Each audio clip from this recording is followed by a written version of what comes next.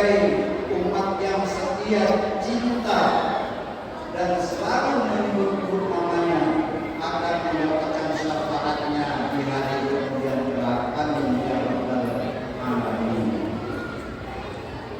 Bapak Ibu yang saya hormati, alhamdulillah pada malam hari ini kita dapat bersama-sama hadir di masjid yang kita cintai ini dalam acara Isra dan Mi'raj yang kita besar Muhammad sallallahu alaihi wasallam. Hari yang luar biasa karena terjadinya suatu peristiwa yang luar biasa. Dengan peristiwa luar biasa itulah maka pada malam hari ini kita mesti mengingatkan kembali, mengenangnya kembali supaya kita akan bertambah tebalnya iman dan Islam kita dengan memperingati Islam dan Mi'rajnya Nabi Muhammad sallallahu alaihi wasallam. Pertama-tama kami atas nama pengurus DKM Al-Muhajirin, atas nama panitia penyelenggara serta atas nama ibu bapak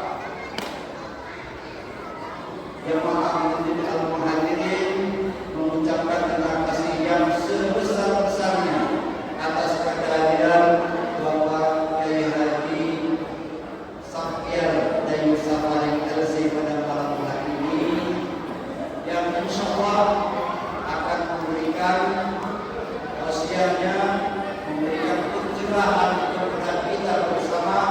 Mudah-mudahan kita yang hadir pada malam hari ini dapat menyimak, mengikuti dan mencerna serta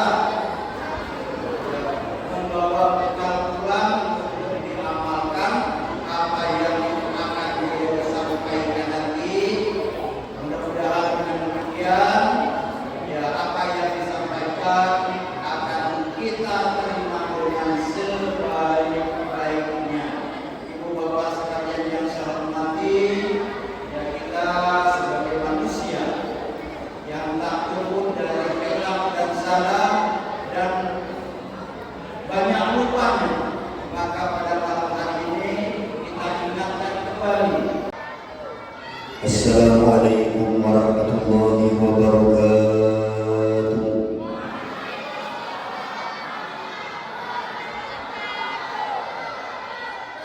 Bismillahirrahmanirrahim. Wasi'a kulla syai'in bi rahmatihi wa amma kulla hayyin bi fadlihi wa minnatihi wa karamihi wa khudamatil khulaiq li kibriyaihi wa 'azamatihi. Yusabbihu ar-rabbu bihamdihi wal malaikatu min khifatihi.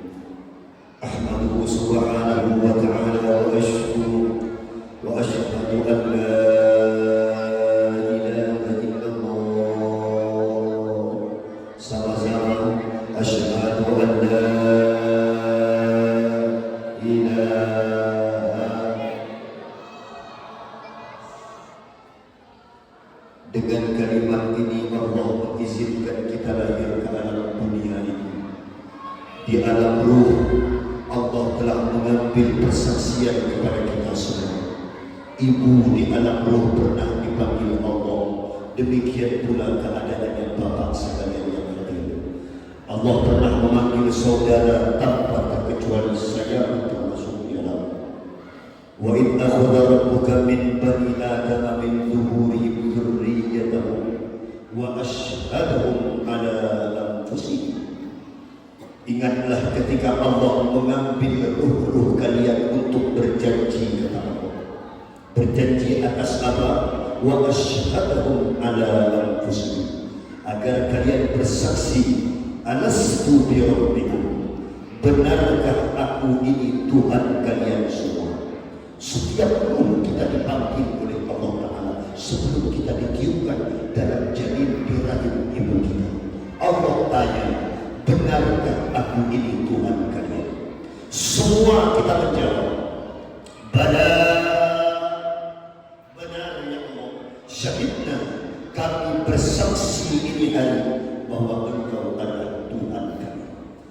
sebagai konsekuensi konsensus daripada syahadat itu tentu ada benar.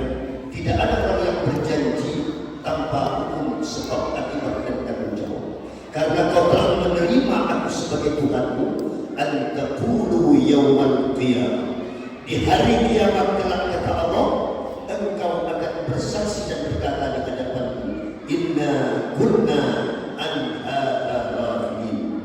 Ya Allah, sungguh kami telah melalaikan perjanjian ini sehingga kelak andai na'udzubillah min dzalik dihujahkan oleh Allah, diadili kita di hadapan pengadilan Allah. Maka kata Rasulullah, Al-Quran hujjatun laka aw alaika, kata Imam Muslim dan hadis itu.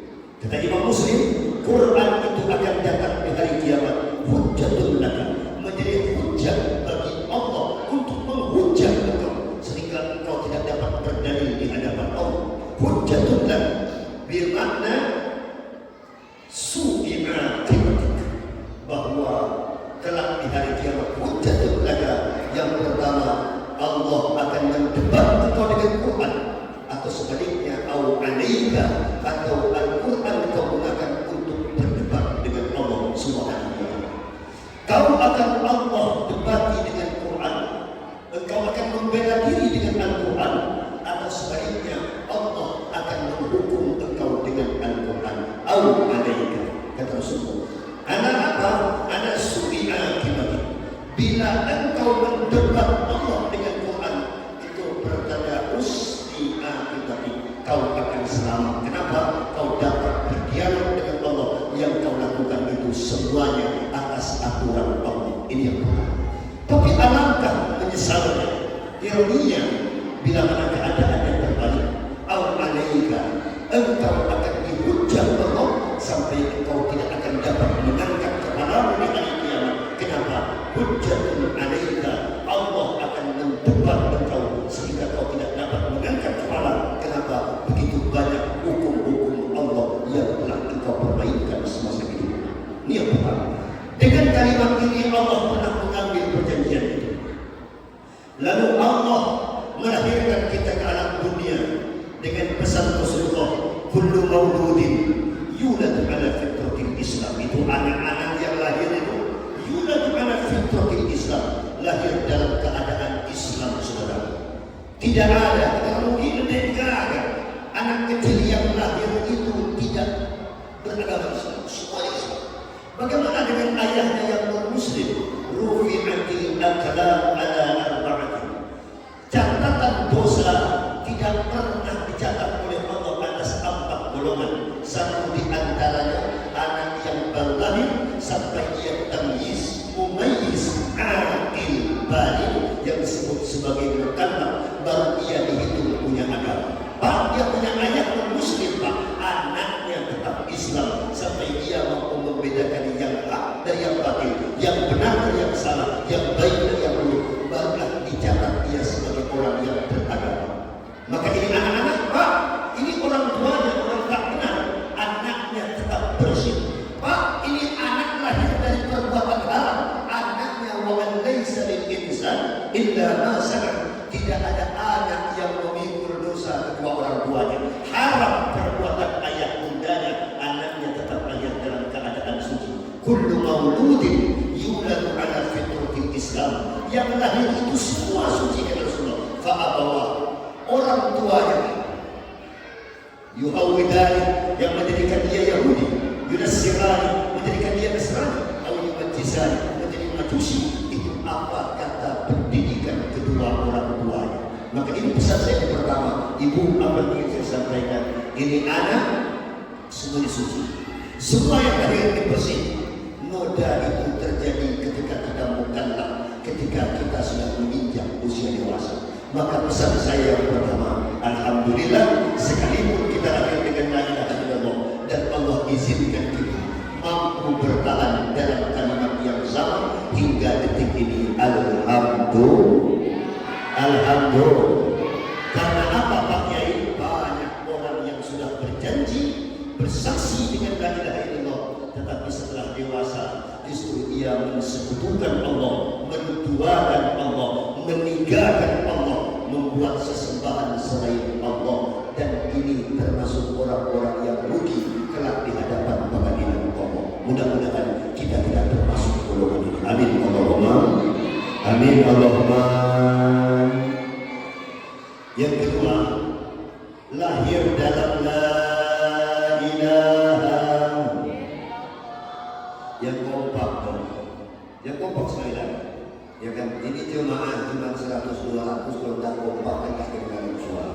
Ya kan, biasa saya ceramah beribu-ribu orang kompak.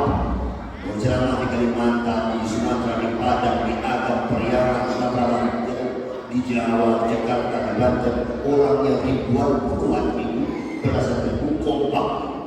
Ketua Mutiara ini dalam mau keluar, tak jawab. Dalam kalimat la ilaha, kita minta Allah izinkan kita berada dalam barisan ini dan berjuang untuk menegakkan kalimat ini. Amin Allahumma. Amin Allahumma. Coba ada anak yang saya tidak emak-emak yang ngomong amin. Amin Allahumma. Sina mau menari yang terongin sian mau amin berkelit. Amin Allahumma. Kami semangat saya jawab dulu, karena orang yang celah materi itu belum tentu orang bangun. Karena jika disinggung materi yang menjelang tapi masuk wanita gelap. Sallu ala Nabi Muhammad. Kiai, mengapa kami perlu menjaga kalimat ini? Karena datang beberapa hadis dari Rasulullah SAW. Beberapa hadis mengabarkan itu la ilaha illallah, itu adalah bentengku. Orang yang masuk dalam bentengku selamat dari azabku. Huwa hisni man dakhala fi hisni amina min adabi. Ini jaminan dari Nabi. Orang yang berada dalam ini agama, kata Rasulullah SAW, dipastikan yakhruju minan nar man qala fi qalbi man kana fi qalbi mithqala dzarratin minal iman. Sebesar apapun dosa yang pernah dia perbuat, bagaimanapun banyak salah yang pernah dia lakukan, kalau dia pernah punya tauhid walau sebesar biji dzarrah atau sawi, kata Rasulullah, yakhruju minan nar, dipastikan akan dikeluarkan dari api neraka Allah. Amin Allahumma. Bagaimana dengan orang yang mencari agama selain agama Islam, Kiai? Maka Allah menjawab dalam Quran, wa may yabtaghi ghayra al-islam dinan falan yuqbala min wa huwa fil akhirati minal khasirin. Ada orang yang mencari agama selain ini, kelak di akhirat dia akan menyesalinya. Maka kita minta, ya tetapkanlah kami dalam kalimat ini. Amin Allahumma. Amin Allahumma. Jangan takut ngomong amin. Pemilu kan sudah lewat. Pemilu sudah lewat. Jadi jangan takut lagi ngomong amin. Amin Allahumma. Sekarang tinggal banyak-banyak berdoa. Amin Allahumma. Kalau ceramah sebelum tanggal 14 kemarin saya ceramah di Jakarta. Saya ceramah di Tangerang Selatan beberapa hari lalu. Saya ceramah keliling karena belum tanggal 14 saya betul menjelaskan amin. Tapi karena lewat tanggal 14, mudah-mudahan amin Allahumma. Jangan takut lagi. Bagai yang ketiga, lahir dalam la ilaha, berjuang dalam barisan penegak la ilaha. Kiai, apa pentingnya kami berada dalam orang yang sebarisan dengan kami? Penting. Apakah kami yang diuntungkan atau Allah yang diuntungkan? Allah tidak mengambil manfaat dari kebaikan sekali. Pak, kalau kami jadi orang Islam, Allah jadi keren, kakak.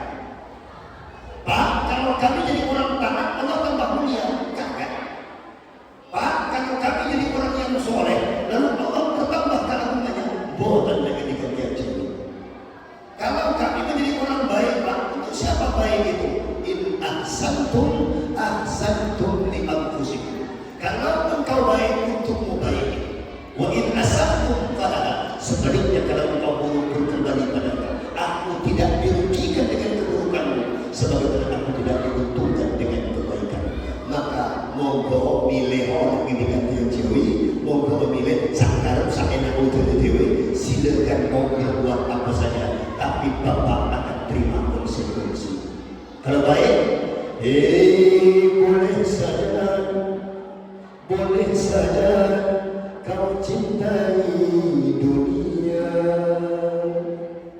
tapi ingat suatu saat kau kan meninggalkannya.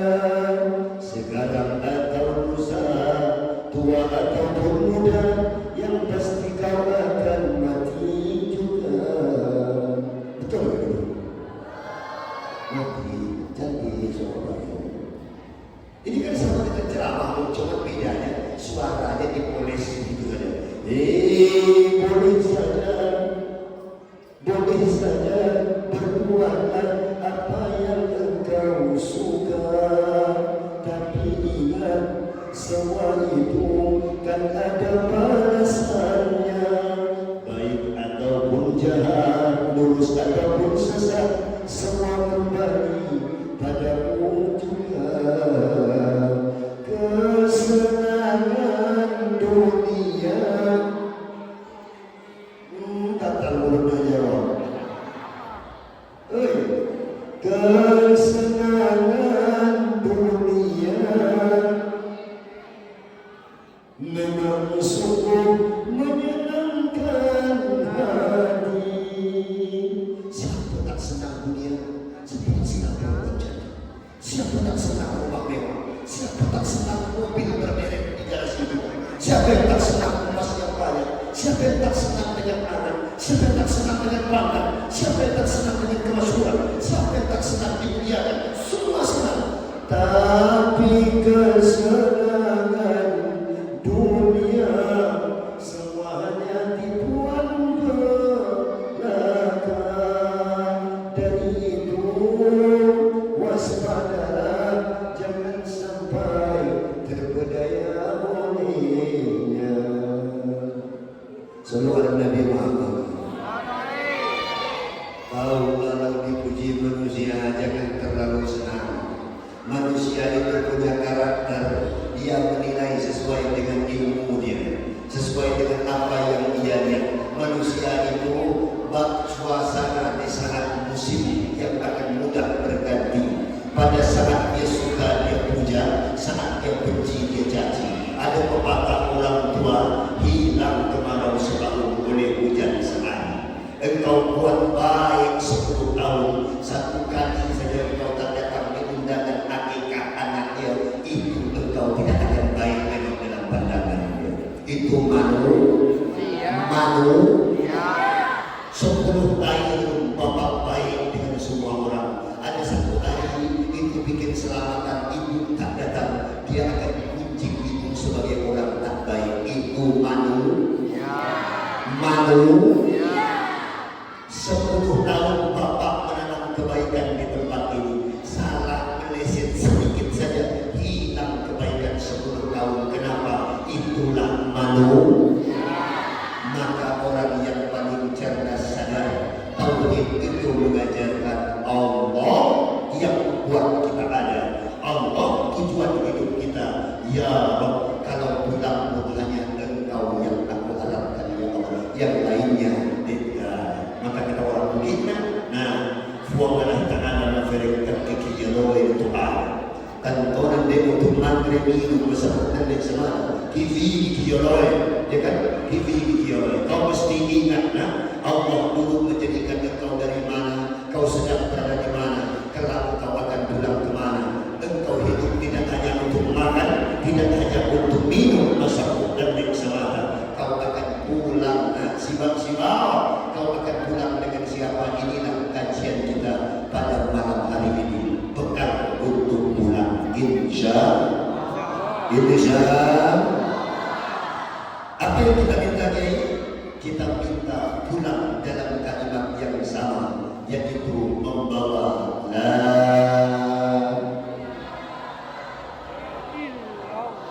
sampai kompak kita ingin pulang membawa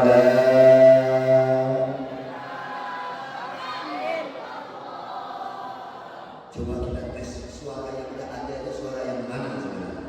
Kok suaranya pelan? Coba bapak-bapak tanpa ibu-ibu, kita pengen dengar suara lagi. La ilaha.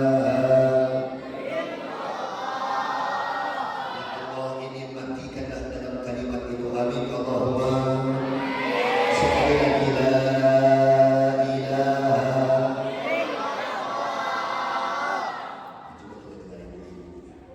Ya Rabb, karena ada jaminan dari Nabi, man akhiru kalami, sesiapa orang yang di akhir usianya pada kala saat sakaratul maut lalu dia mengucapkan kalimat ini, jaminan dari Nabi, dakhala jannah, dipastikan masuk surga Allah.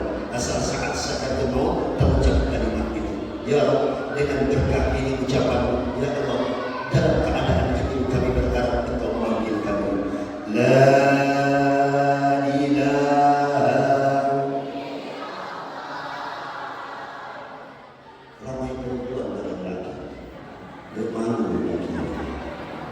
sekali lagi la ilaha.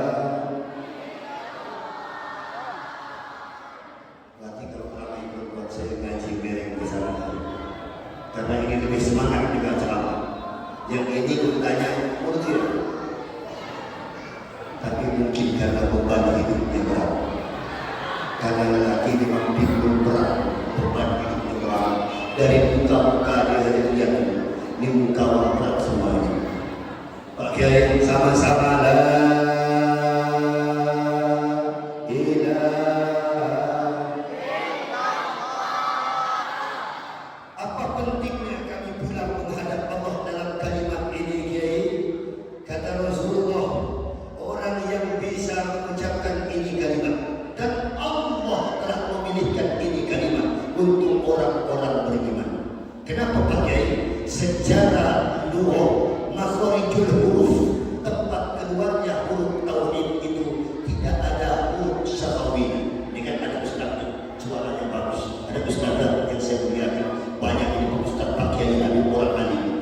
Kata kita orang tua, ini la ilaha illallah, tidak ada huruf bibir, itu semua huruf lidah dan huruf tenggorokan. Maka orang yang dalam keadaan sekarang masih